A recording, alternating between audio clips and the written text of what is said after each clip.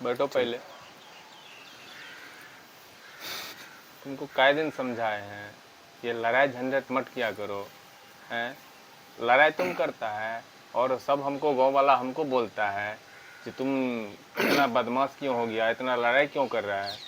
बताओ, लड़ाई तुम करता है और फंसते हम हैं।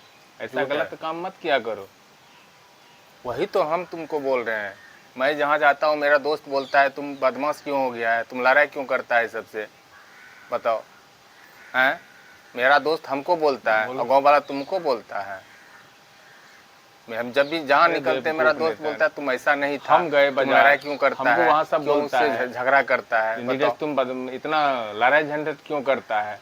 बताओ, लड़ाई तुम करता है, फंसते हम हैं, हम लड़ाई करते हैं। बताओ, लड़ाई तुम करता है और लड़ाई झंझट मत किया करो, फंसते हम हैं। ठीक है, आज के बाद नहीं होना चाहिए ये सब। ठीक है, ऑडियंस से पूछ लो क्यों भाई हम लड़ाई करते हैं कि ये करता है। पूछ लो ऑडियंस से, बताओ आप ही। भाई लड़ाई करते हैं, ये करता है ना, आप ही बताओ। फंसा हमको रहा है, ये करता है ना, फंसते हम हैं। ठीक है, पूछ लो, हमने करते हैं।